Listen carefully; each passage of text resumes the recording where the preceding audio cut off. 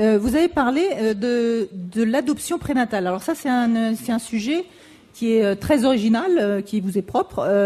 Vous dites que finalement, une femme qui tombe enceinte, eh bien, on pourrait imaginer une adoption prénatale, c'est-à-dire un contrat entre la femme enceinte et les parents, les futurs parents adoptants. Est-ce que vous n'êtes pas en train, ce faisant, de donner une légitimité, un statut de mère porteuse?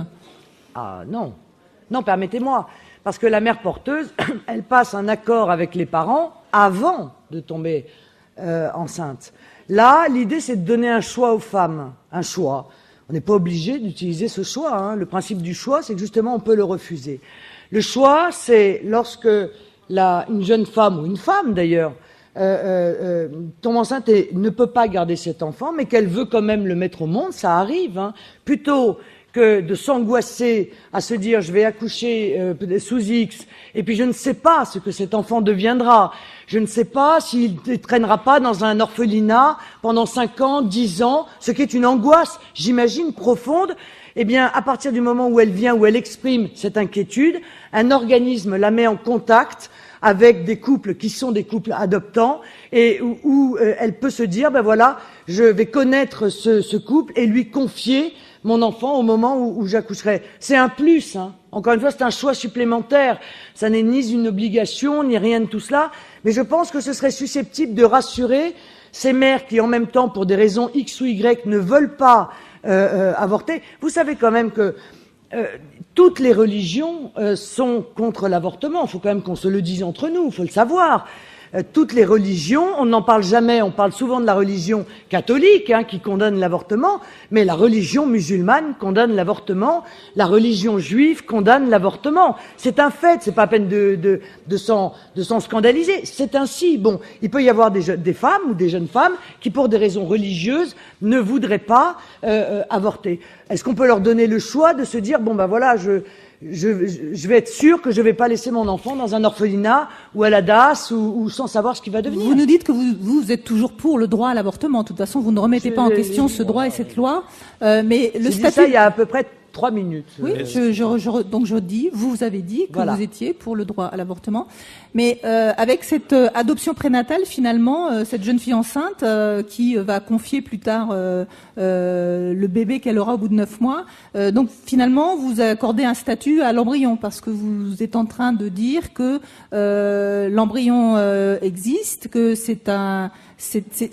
L'embryon existe, c'est une évidence. Hein. Oui, non, mais cet embryon, le statut de l'embryon, du coup, non, mais c'est une question sérieuse parce que le statut de l'embryon est extrêmement et sérieusement discuté parce qu'on sait que certains s'en servent pour essayer de remettre en cause le droit à l'avortement en disant que, ben voilà, à partir du moment où l'embryon existe, on peut un jour décider que le droit à l'avortement.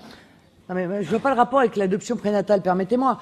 L'adoption prénatale, c'est une adoption avec une condition de réalisation qui est la naissance de l'enfant. Je vois pas ce qu'il y a, honnêtement, je vois pas le rapport avec la question juridique que vous posez. Ben, le rapport, c'est qu'on va encourager les femmes à garder l'enfant quand elles seront enceintes et petit à petit, on va arriver à distiller quelque chose qui serait une remise en question du droit à l'avortement. Permettez-moi quand même. Ce serait quand même pas scandaleux non plus. Faut pas tomber dans l'excès inverse. C'est quand même pas scandaleux non plus de donner le choix à une femme de garder son enfant. Enfin, je veux dire, on a l'impression que pas du tout, que ce serait condamnable. C'est pas condamnable, bon sang. Non. C'est quand même donner le choix à une femme et éventuellement même la convaincre de mettre son enfant au monde. C'est quand même pas non plus, ça mérite pas la prison, non? Non, bon, non, mais voilà. Le droit à l'avortement a été acquis de haute lutte par les femmes dans ce pays et dans d'autres. D'accord, mais le droit d'accoucher aussi, ça existe. Et le droit de donner la vie aussi, ça existe. Il faudrait pas que le droit à l'avortement se fasse au détriment du droit de donner la vie, quand même. Je suis désolée, mais il faut revenir un petit peu aux fondamentaux qui me paraissent quand même évidents. Il y a aussi le droit de donner la vie dans les meilleures conditions, dans des conditions de quiétude, dans des conditions pour être rassuré, qui permettent à l'enfant de vivre, de grandir dans des conditions qui soient les plus sécurisées possibles. Je trouve pas ça honteux, bien au contraire. Je trouve ça même merveilleux. Il n'y a pas de raison quand même de tomber encore une fois dans un excès où on finit par dire il faut pousser toutes les femmes à avorter, quoi. Non, je crois que là c'est là où peut-être les gens ne vous suivent pas, c'est qu'on ne pousse pas les femmes à avorter. Et peut-être que là l'idée ce serait de les pousser à ne pas avorter. Peut-être que c'est l'interrogation et l'inquiétude que peuvent avoir certaines femmes. Est-ce qu'on peut leur laisser le choix? C'est quand même pas des mineurs. Bon, On est Mais quand même elles ont le choix. Non, mais nous sommes quand même des personnes Elles ont le avec choix. une conscience, une pensée, une réflexion. Au sens, les femmes sont pas des enfants. Elles peuvent quand même avoir le choix de leurs décisions. Mais elles ont le choix. Non, elles n'ont pas le choix, madame. Et c'est si bien elles ce ont le contre choix. quoi. Non, madame. Et c'est bien ce contre quoi je me bats.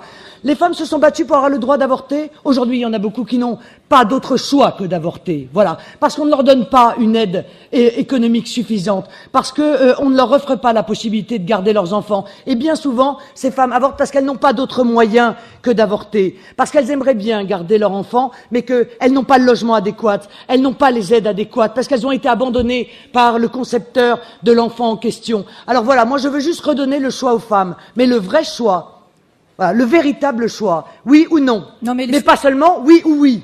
Voilà, c'est tout.